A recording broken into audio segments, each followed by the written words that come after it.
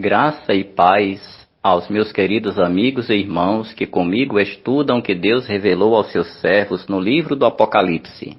O estudo de hoje completará nossa compreensão a respeito do santuário e do juízo, especialmente para dar um motivo do porquê os cristãos no período da Igreja de Filadélfia marcaram uma data para a volta de Jesus em 1844. No estudo passado mostramos a importância de saber que há um santuário no céu, mas o conhecimento que as pessoas tinham naquela época, como é também nos dias de hoje, é que o santuário de Deus apenas existiu na terra e aguardam que um dia ele seja reconstruído, o terceiro templo, e ali esperam que um dia o anticristo nele se assentará e governará durante 3 anos e meio. Mas qual a importância do santuário para os dias de hoje? Lembre-se que o próprio Jesus se referiu a este assunto no seu sermão profético de Mateus 24. Ele o fez respondendo à pergunta dos discípulos quanto aos sinais da sua vinda. Vamos conferir em Mateus 24. Logo no primeiro versículo acharemos o título, o sermão profético e a destruição do templo. A leitura começa dizendo no versículo 1 e 2, tendo Jesus saído do templo, ia se retirando, quando se aproximaram dele os seus discípulos, para lhe mostrar as construções do templo. Ele, porém, lhes disse, não vedes tudo isto? Em verdade vos digo que não ficará aqui pedra sobre pedra que não seja derribada. E em seguida relata o versículo 3. No Monte das Oliveiras achava-se Jesus assentado. Quando se aproximaram dele os discípulos em particular, e lhe pediram, dize-nos, quando sucederão estas coisas, e que sinal haverá da tua vinda e da consumação do século? Você pode perceber que o real motivo da pergunta dos discípulos foi a preocupação pelo templo e pela cidade de Jerusalém que seriam destruídos? Então eles associaram este assunto com o fim do mundo e pediram que Jesus explicasse melhor para eles. Veja então que tudo mais que foi declarado por Jesus no sermão profético de Mateus 24 tinha como pano de fundo a questão do santuário e a cidade de Jerusalém. Assim foi que Jesus passou a detalhar os sinais da sua vinda e progressivamente, ao falar dos sinais, Jesus encerrou o assunto falando do que seria o mais importante. Em primeiro lugar, a pregação do Evangelho a todo mundo. O Evangelho seria pregado e então viria o fim. No entanto, em que aspecto se daria o fim? Nesse momento em que Jesus comparou a destruição de Jerusalém no ano 70 com as condições do nosso mundo quando ele estivesse para voltar. Olha a importância que Jesus falou disto. Não era somente para que os discípulos soubessem e entendessem, mas para nós também que vivemos no tempo do fim. Por isso vem a sua fala no versículo 15. Quando, pois, virdes o abominável da desolação de que falou o profeta Daniel no lugar santo, quem lê, entenda. Então vamos obedecer à ordem de Jesus, reparando bem que a orientação de nosso Senhor é que leiamos no livro de Daniel o que o profeta escreveu sobre a destruição da cidade de Jerusalém e do templo. Então vamos diretamente ao livro de Daniel. Vamos rever a leitura do capítulo 9, na visão das 70 semanas. Apenas o versículo 24, onde Daniel escreveu assim: 70 semanas estão determinadas sobre o teu povo e sobre a tua santa cidade, para fazer cessar a transgressão, para dar fim aos pecados, para expiar a iniquidade, para trazer a justiça eterna, para selar a visão e a profecia, e para ungir o santo dos santos. Percebeu nessa leitura alguma coisa relacionada ao santuário? Na verdade, nesse texto, tudo está relacionado ao santuário, pois o templo de Israel era o lugar do sacrifício, e era por meio do sacrifício que Deus resolvia e ainda resolve o problema do nosso pecado, isto é, pelo sacrifício de Jesus. Então aquele cerimonial do sacrifício de animais era apenas uma figura, uma ilustração do verdadeiro sacrifício que era o de Jesus. Mas e quanto ao santuário em si mesmo? Também podemos dizer o mesmo com relação ao santuário, que ele era apenas uma figura, uma ilustração do verdadeiro santuário, que agora você sabe que ele existe no céu? Sim, isso mesmo. Por isso lhe indicamos que se aquele santuário e o sacrifício eram apenas uma imitação do santuário original que está no céu, e o sacrifício verdadeiro foi o de Jesus, então por que o terceiro templo precisa ser reconstruído? Em Mateus 24:51, diz que ao Jesus morrer na cruz, eis que o véu do santuário se rasgou em duas partes, de alto a baixo.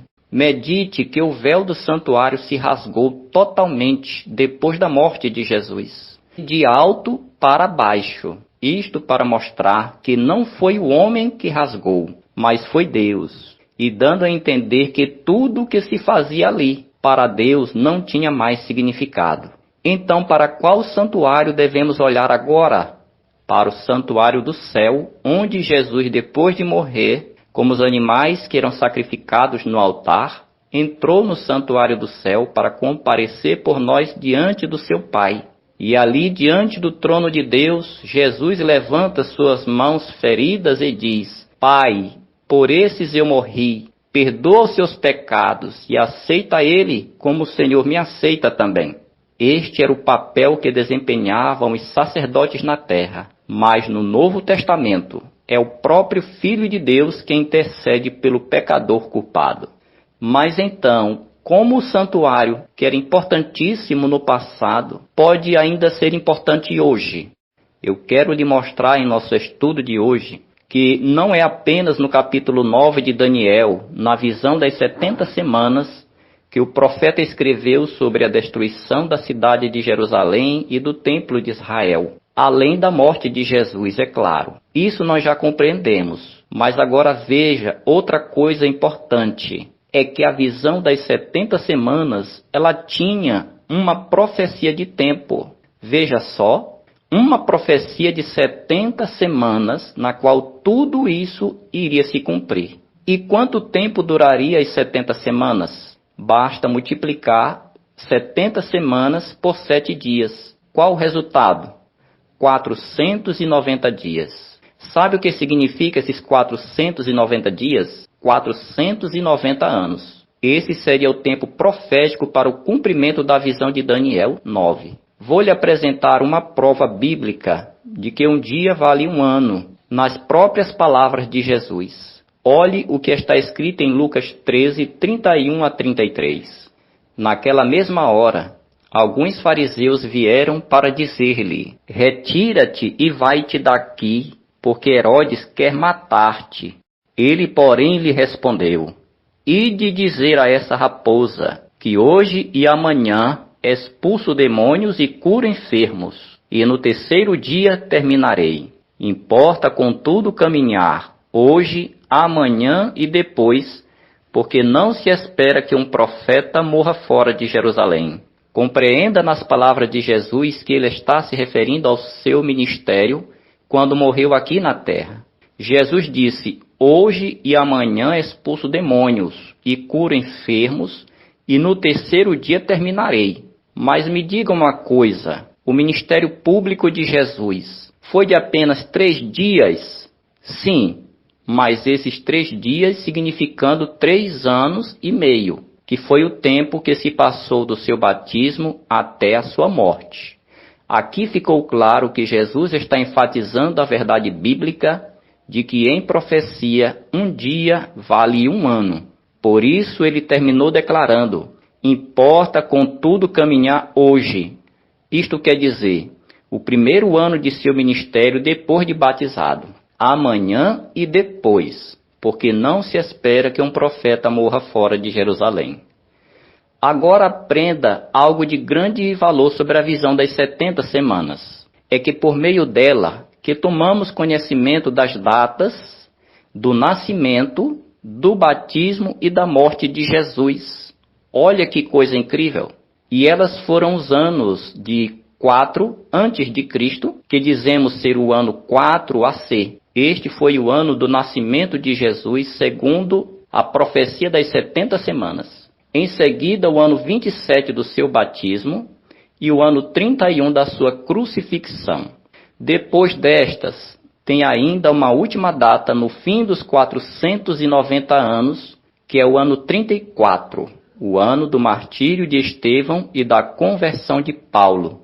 E qual era o propósito das 70 semanas? Era nos mostrar que uma vez que a salvação não se centralizava mais em Jerusalém e no santuário da terra, porque o véu do santuário foi rasgado em 2 partes. Agora o evangelho seria levado aos gentios e a atenção de todos se voltaria para o santuário do céu, onde Jesus subiu para ser o intercessor entre Deus e o homem. Pense que o livro de Daniel no Antigo Testamento era como nosso Apocalipse de hoje.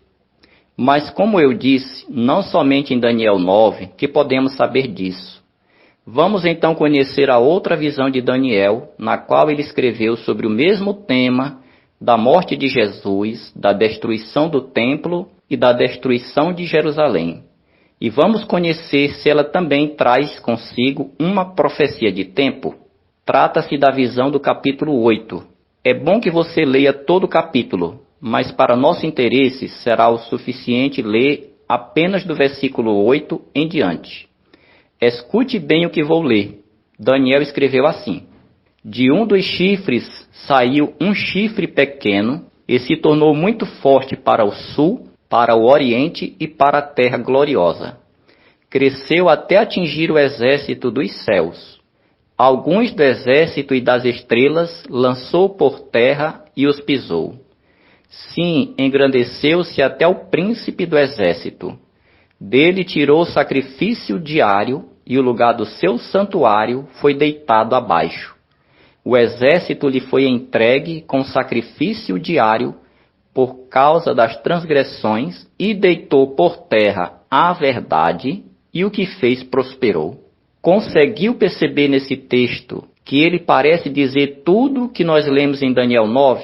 Como aqui há uma referência à morte de Jesus e à destruição do templo e de Jerusalém, que seriam destruídos? Vamos interpretar. A Daniel foi revelado um poder que se tornaria forte e cresceria muito. Mas em dado momento esse crescimento deixaria de ser horizontalmente, isto é, para o sul, para o oriente e para a terra gloriosa.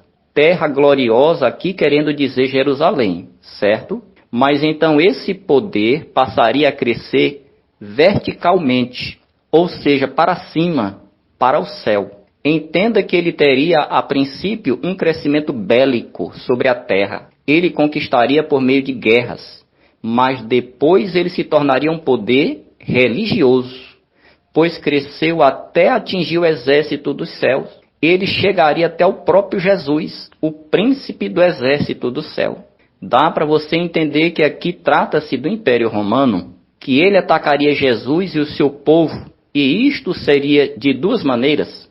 Primeiro, quando o Império Romano se dirigiu contra Jerusalém e o templo e os destruiu no ano 70, quando Pôncio Pilatos decretou a morte de Jesus no ano 31. Então, depois viria a segunda dimensão do ataque. Como o Império Romano faria isso também no céu? Veja a referência ao santuário do céu aqui. E ali seria tirado o sacrifício de Jesus e o lugar do seu santuário seria deitado abaixo. Porém, mais ainda do que isso, disse que esse poder deitou por terra a verdade e o que fez prosperou. Pois entenda bem, com todo o respeito que devemos ter, mas aqui trata-se da religião romana. Vamos continuar lendo para compreender melhor essa realidade, essa segunda dimensão do ataque a Cristo, ao santuário e à sua verdade, tendo como alvo o santuário do céu. Nós acabamos de descobrir na visão de Daniel 8 os mesmos elementos da visão de Daniel 9. É por isso que essas duas visões são consideradas uma só. Mas agora vamos conferir o outro detalhe em comum, que é uma profecia de tempo, ok? Vamos prosseguir a leitura de onde paramos no versículo 13 e o 14. Diz assim: Depois ouvi um santo que falava, e disse outro santo àquele que falava: Até quando durará a visão do sacrifício diário e da transgressão assoladora, visão na qual é entregue o santuário e o exército a fim de serem pisados? Ele me disse: Até 2.300 tardes e manhãs, e o santuário será purificado. Muito bem, aqui apareceu claro uma profecia de tempo semelhante às 70 semanas. Vamos comparar. As 70 semanas, com os seus 490 anos, destinavam-se especificamente ao nascimento, batismo e morte de Jesus e a pregação do Evangelho aos gentios. Já na visão de Daniel 8, o propósito é outro. Ela tem um período de tempo profético maior, de 2.300 tardes e manhãs. Tarde e manhã era uma forma de se referir ao sacrifício dos animais no templo, porque o sacrifício era oferecido duas vezes. Um cordeiro era sacrificado no altar pela manhã e o outro à tarde, ao pôr do sol. Assim, 2.300 tardes e manhãs representam 2.300 dias, que significam 2.300 anos. E o que se cumpriria no final desse longo período? O santuário seria purificado. Mas o que significa que o santuário seria purificado? O significado é amplo, mas nesse momento basta dizer que ele seria restaurado. Ou seja, o santuário que havia sido lançado por terra, não só pelo fato dele ter sido destruído literalmente, mas por também ter sido destruído na mente das pessoas, dos cristãos que até hoje ainda não enxergam seu valor, principalmente quanto à realidade de que mesmo que ele foi destruído pelas legiões romanas, mas ainda o santuário continua em vigor no céu. Mas o que mais foi lançado por terra? A verdade. Assim, no final de 2.300 anos, algumas verdades bíblicas importantes que foram esquecidas pelo cristianismo, como a perpetuidade da lei, a guarda do verdadeiro dia de repouso, da existência de um santuário no céu, do juízo de investigação que começou em 1844, e mesmo a própria doutrina da volta de Jesus, porque ela também havia sido esquecida, e em seu lugar se ensinava que Jesus somente voltaria depois que se passassem 1000 anos. Glória a Deus que essa já foi uma verdade 100% restaurada em 1844. E hoje ninguém mais duvida da volta iminente de Jesus. E a que se deve o mérito dessas verdades serem redescobertas? Ao movimento de estudo da Bíblia e das profecias que Deus trouxe para o seio da sua igreja. Da igreja católica, da batista, da luterana, presbiteriana, dos metodistas, etc. mas que apesar dela ter sido bem recebida a princípio, infelizmente depois veio a ser combatida.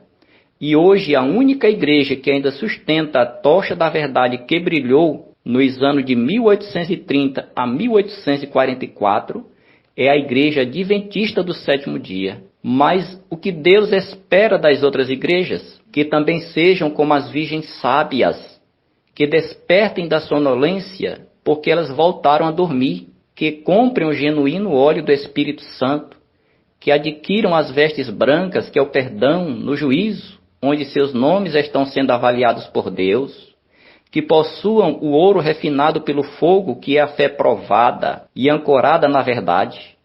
E quem é o possuidor, o vendedor de todas essas dádivas? É Cristo. E ele diz para a igreja de Laodiceia que somos nós: compra de mim. E não podemos dizer que não somos nós que estamos assim. E precisamos dessa mudança e dessas verdades preciosas. Que um pingo do colírio do Espírito Santo seja aplicado aos nossos olhos. Vamos continuar a lhe explicar como seria essa purificação e restauração do santuário, voltando no passado, para os anos de 1830 a 1844. O que aconteceu ali? A pesquisa das profecias e o estudo de Daniel e Apocalipse estavam em alta, e os textos que mais chamavam a atenção entre todas, era a visão das 70 semanas e das 2.300 tardes e manhãs. Quando os cristãos de Filadélfia viram os sinais da volta de Jesus acontecerem poderosamente, isto lhes deu motivação para ir mais longe em sua compreensão dos 490 anos e dos 2.300 anos, e para isto aquela parte das visões de Daniel, que se mostraram verdadeiras e até hoje são inquestionáveis, quando elas deram uma data para o nascimento de Jesus, o seu batismo e a sua morte. Também elas proveram depois disto, no final de 2.300 anos, uma data que se cumpriria em seus dias, no ano de 1844. Como eles chegaram a essa conclusão? De uma maneira fácil. O ano 34, que finaliza os 490 anos de graça para os judeus, até hoje tem como ponto de partida, para os que estudam essa visão, o ano 457 a.C. Este foi o ano de um rei chamado Artaxerxes e está registrado no livro de Esdras e Neemias. Mas como prova desse fato, registramos uma nota importante de um erudito padre chamado John D. Davis, autor da mais famosa enciclopédia pentecostal. Vejam só, meus irmãos, intitulada Dicionário da Bíblia de John D. Davis. Selecionamos apenas alguns trechos do que ele escreveu sobre as 70 semanas que ele estudou. Abre aspas. Este problema contém 3 fatores, e cada um deles sujeito a várias interpretações. Os 3 fatores são o decreto, o ungido e as semanas. E todos eles são suscetíveis de várias combinações. De todas elas, somente uma combinação dá resultado satisfatório. Todos os mais envolvem fantasias históricas, ou envolvem artifício cronológico, ou terminam em misterioso enigma, dando um resultado disparatado. A única combinação que coincide com todos os dados históricos é a que dá como ponto de partida o decreto de Artaxerxes, no ano de seu reinado de 457 a.C., que nos conduzem até ao ano 26 depois de Cristo, ano em que Jesus começou seu ministério público, entrando pelo princípio do ano 27. Depois, quando a prevaricação se consumou e o pecado teve o seu fim, faltou a hóstia e o sacrifício, porque o sacrifício do Calvário tornou inúteis todos os mais sacrifícios. Fecha aspas. Esta leitura feita na página 146 é só um resumo do autor. mas ele foi enfático em afirmar a validade do ano 457 como início da contagem da visão das 70 semanas. E como ela e a visão das 2.300 tardes e manhãs são uma só, ou seja, tratam do mesmo tema, o que ele fez foi o que fizeram nossos irmãos antes de 1844. Eles tomaram o ano histórico de 457 e acrescentavam 490 anos, ou melhor, no caso, eles subtraíam, porque a data é antes de Cristo. Então, 490 anos menos o ano 457 nos leva para o ano 33 depois de Cristo. Algumas igrejas têm essa data como o ano da crucifixão de Cristo, mas o mais certo é que o resultado deve ser 34 depois de Cristo, para ser o ano do apedrejamento de Estevão e da conversão do apóstolo Paulo. Isto marcou o fim do tempo de graça para os judeus como nação, e o evangelho foi levado para o mundo inteiro. Fazendo a mesma coisa com os 2.300 anos, numa subtração do ano 457 a.C., o resultado será semelhante. Será o ano de 1843 DC. E este foi o primeiro ano marcado para a volta de Jesus. Depois eles continuaram estudando e julgaram que o ano mais certo deveria ser 1844, até que chegaram na data do dia 22 de outubro. Mas foram desapontados as duas vezes. E este episódio ficou conhecido como o Grande Desapontamento de 1843 e 1844. Não obstante isso, houve um outro episódio também referente a um grandioso sinal da volta de Jesus ocorrido antes de 1844, que contribuiu muito para que a fé dos que pregavam que Jesus voltaria naquele ano fosse muito provável. Vou relatar o que aconteceu. Dentre os pastores que anunciavam o final das 2.300 tardes e manhãs de Daniel 8,14, houve um erudito por nome de Josias Litt, um ministro da Igreja Episcopal Metodista. Em 1838, ele publicou um artigo de sua autoria, propondo uma interpretação da sexta e sétima trombeta. Aquilo era um assunto novo e inusitado. Mas então, o que ele fez? Ele publicou seu estudo sobre uma passagem da Bíblia, que até hoje é um enigma para todos os cristãos que desconhecem essa história e desconhecem o cumprimento das demais profecias. Simplesmente ele interpretou o secamento do rio Eufrates na Turquia, um assunto que dá o que falar e atualmente está bombando muito na internet. Antes de explicar melhor, vale a pena dizer que esse assunto está relacionado à Guerra do Armagedon, quando Israel será atacado por um exército de 200 milhões de inimigos. É isso que nós ouvimos. Mais um detalhe.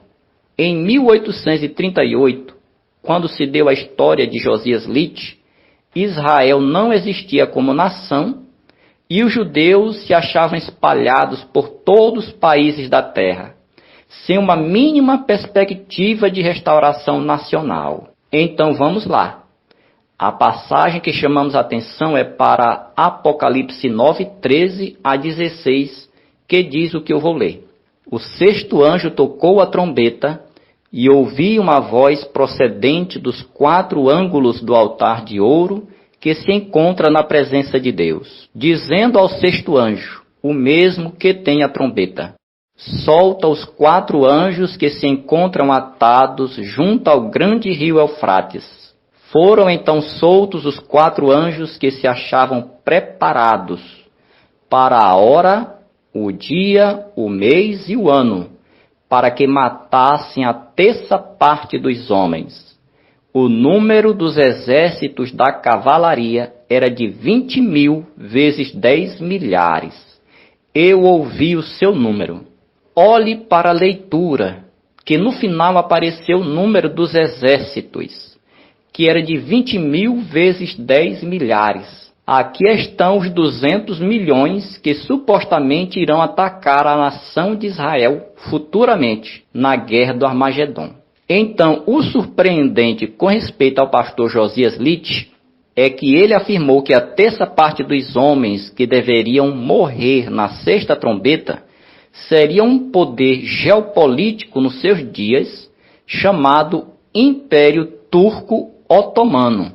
A referência aqui é a Turquia. Ele anunciou que esse império, veja bem, seria destruído no final de 1 hora, 1 dia, 1 mês e 1 ano.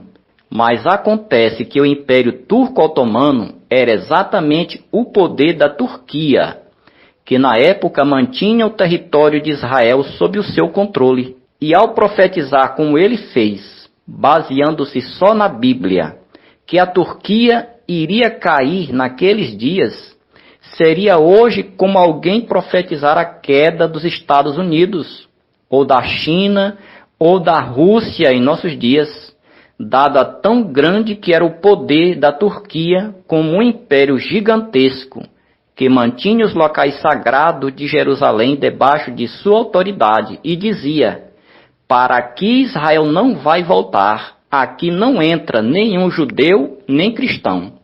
Você está conseguindo entender que se tratava de algo completamente impossível de acontecer? Mas Josias Litt estava tão seguro da profecia bíblica que ele foi ousado e foi mais longe ainda.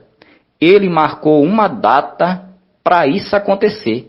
Ele afirmou que a hora, o dia, o mês e o ano em que o poder da Turquia cairia seria no ano de 1840, no mês de agosto e no dia 11. Resultado: 2 anos depois, em 1840, no mês e no dia marcados, o grande poderio mundial muçulmano, literalmente, escute só, pediu para os países cristãos da Europa, sendo eles a Inglaterra, a Áustria, a Prússia e a Rússia, que tomassem de conta dele, que fizessem o que quisessem com ele, que ele iria aceitar. Já imaginou um país muçulmano inteiro falando isso para os crentes em Jesus? Mas quer saber? O que realmente aconteceu foi isso. A Turquia estava pedindo para os cristãos o defenderem. Sabe de quem? De ninguém menos que o Egito, um dos seus menores países subalternos. Essa história parece inacreditável, não é isso? Por isso que ninguém poderia acreditar em Josias Litt, mas foi realmente o que aconteceu no dia 11 de agosto de 1840, e pode ser consultado a sua veracidade no Wikipédia, sob o título Guerra Egípcio-Otomana de 1839 a 1841. Meus irmãos, se trata de uma profecia bíblica, ela se cumpre. E quando Deus quer, é assim. Agora, é bom acrescentar que o Egito, que ali fez o papel da presa se levantando contra o seu predador, era nada menos que a porta de entrada para os locais sagrados de Israel, para que fossem devolvidos para aquele nobre povo, de maneira que hoje se ache restabelecido como uma nação próspera que glorifica o nome de Deus. Aleluia! E o começo da restauração de Israel se daria pela queda do Império Turco-Otomano, que dele não existe mais nenhum vestígio, e assim ele retirou a sua mão de cima de Israel. Este é um vislumbre do secamento do rio Eufrates. É um vislumbre de 200 milhões de soldados derrotados. É um vislumbre do santuário e da verdade de Deus, que seriam restaurados e vindicados. Porém, é só uma antevisão da guerra do Armagedon no fim, que se dará ainda no contexto da grande tribulação e irá envolver a mim e a você também. Está percebendo o valor de compreender assuntos como esses? Continuemos juntos estudando as profecias. Agora, e quanto ao Adventismo e à pregação da volta de Jesus em 1844, qual foi o impacto desse maravilhoso acontecimento? Quero dar-lhe uma nota de outro livro, que talvez você já tenha um exemplar em suas mãos. O livro O Grande Conflito de Ellen G. White, a profetisa da Igreja Adventista do Sétimo Dia. Ouça o que ela escreveu na página 292. No ano de 1840, outro notável cumprimento de profecia despertou geral interesse. 2 anos antes, Josias Litch, um dos principais pastores que pregavam o segundo advento, publicou uma explicação de Apocalipse 9, predizendo a queda do Império Otomano. Segundo seus cálculos, esta potência deveria ser subvertida no ano de 1840, no mês de agosto, e poucos dias apenas antes do seu cumprimento, em 1º de agosto de 1840, escreveu: admitindo que os 391 anos para cumprir a hora, o dia, o mês e o ano terminará no dia 11 de agosto de 1840, quando se pode esperar seja abatido o poderio otomano em Constantinopla, e isto, creio eu, verificar-se-á ser o caso. No mesmo tempo especificado, a Turquia, por intermédio de seus embaixadores, aceitou a proteção das potências aliadas da Europa e assim se pôs sob a direção de nações cristãs. O acontecimento cumpriu exatamente a predição.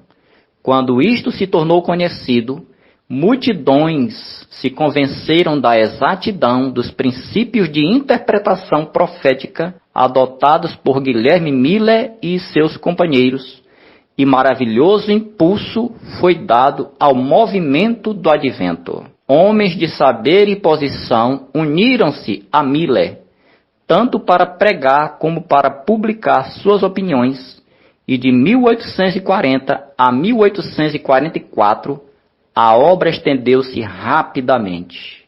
Terminamos a nossa mensagem de hoje, querido amigo, convidando-o a tomar mais conhecimento desse assunto e o impacto que ele teve sobre o cristianismo como um todo, juntamente com a pregação da volta de Jesus e do juízo em 1844. Te aguardo para o nosso próximo estudo. Jesus te abençoe. Amém. Breve, muito breve, Jesus virá nas nuvens dos céus, com poder e glória, e todo olho verá. Ele está vivo e reina para sempre.